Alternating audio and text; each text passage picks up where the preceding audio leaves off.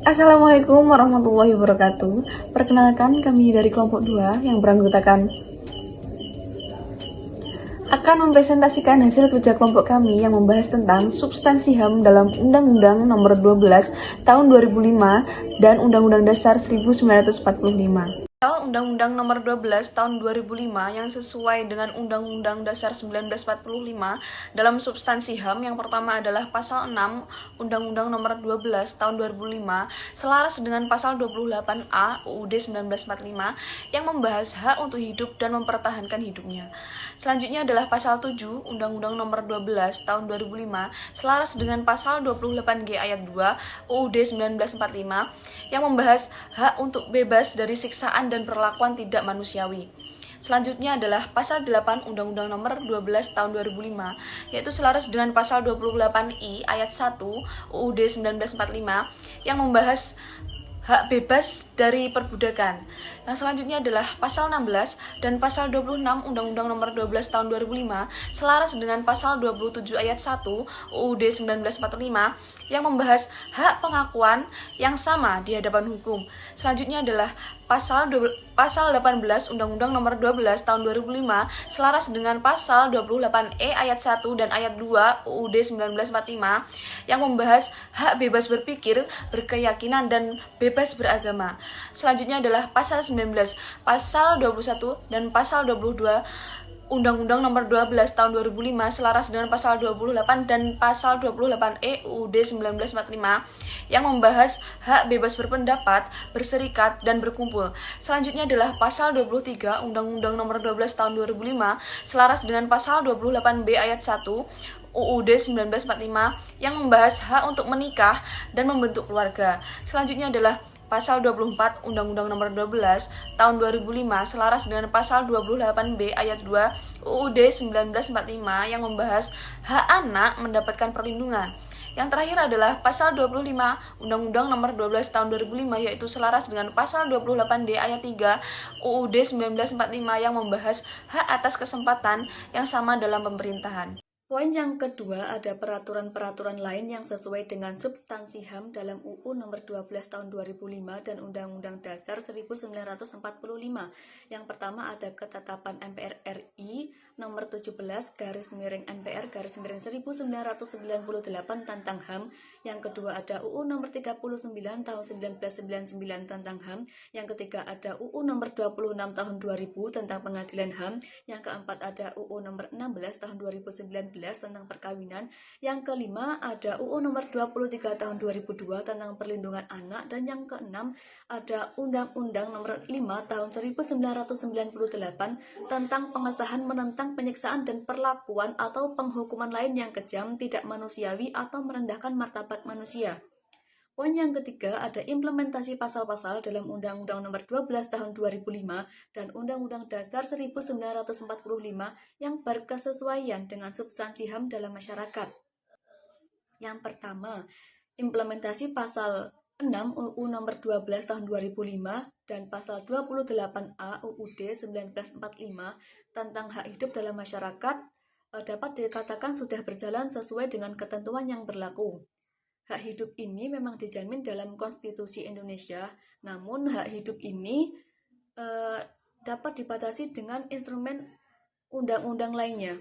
Adanya hukuman mati, salah satunya dalam Undang-Undang Narkotika. Menurut putusan MK menyatakan bahwa hukuman mati tersebut tidak bertentangan dengan hak hidup. Namun apabila hukuman mati tersebut dihapuskan, maka hak hidup dalam masyarakat dapat terrealisasi dengan baik. Namun dalam praktek masyarakat lain, hak hidup dapat dinyatakan tidak sesuai dengan ketentuan karena masih tingginya kasus aborsi dan pembunuhan yang masih banyak terjadi. Selanjutnya yang B, implementasi pasal 7 Undang-Undang Nomor 12 Tahun 2005 dan pasal 28G ayat 2 Undang-Undang 1945 tentang hak untuk bebas dari siksaan masih berlangsung secara masif. Masih sering terjadi kasus-kasus penyiksaan terhadap tahanan atau tersangka yang dilakukan oleh aparat penegak hukum. Dalam masyarakat, penyiksaan menjadi pola yang dianggap wajar dalam penegakan tindak pidana, khususnya tindak pidana konvensional atau warungan. Selanjutnya yang C, implementasi pasal 8 Undang-Undang Nomor 12 Tahun 2005 dan pasal 28I ayat 1 Undang-Undang Dasar 1945 tentang hak bebas perbudakan juga masih belum sesuai dengan ketentuan yang ada. Realitas perbudakan di Indonesia masih terjadi dan fenomenanya seperti gunung es yang terlihat hanya di permukaan. Praktik perbudakan modern masih terjadi di berbagai sektor perikanan, perkebunan, dan buruh migran di luar negeri.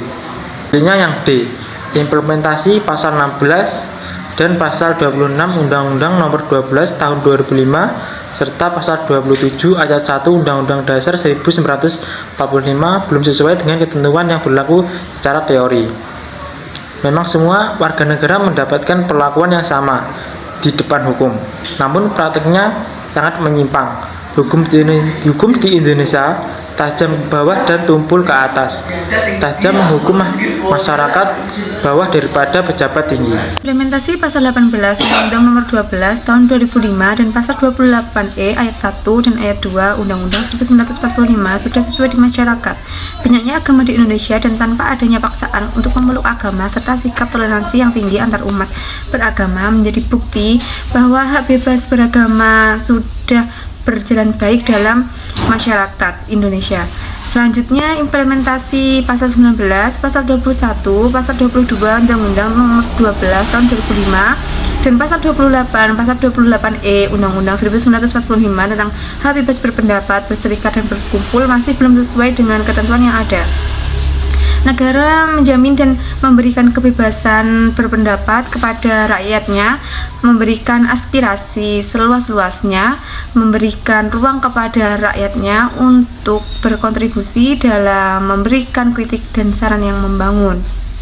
Tetapi realitanya, hak kebebasan ini sering terdengar sumbang antara pembawa aspirasi dan dengan penerima aspirasi. Selanjutnya, implementasi pasal 23 Undang-Undang Nomor 12 Tahun 2005 dan pasal 28B ayat 1 Undang-Undang 1945 yang membahas hak untuk menikah dan membentuk keluarga. Keluarga adalah sendi dasar masyarakat yang dialami dan mendasar yang berhak atas perlindungan dari masyarakat dan bernegara.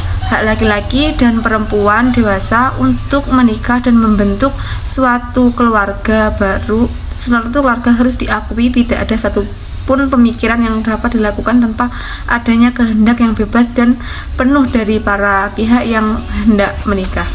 Baik, selanjutnya saya akan menjelaskan tentang implementasi pasal 24 UU Nomor 12 Tahun 2005 yang selaras dengan pasal 28B ayat 2 Undang-Undang Dasar 1945 tentang hak anak yang mendapat perlindungan.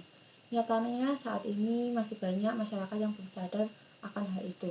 Salah satu perlindungan HAM yang paling sering dilanggar oleh masyarakat yaitu adalah pelanggaran HAM terhadap anak seperti melakukan kekerasan fisik terhadap anak. Karena masih banyak orang yang melakukan kekerasan atau pembunuhan dan tidak menghargai pendapat orang lain dan tidak adil terhadap seseorang tersebut. Contohnya adalah anak-anak tersebut. Sehingga pemerintah melakukan atau mengeluarkan UU tentang perlindungan anak yaitu nomor 23 tahun 2002. Selanjutnya implementasi pasal 25 UU nomor 2 yang membahas tentang hak kesempatan yang sama dalam pemerintahan.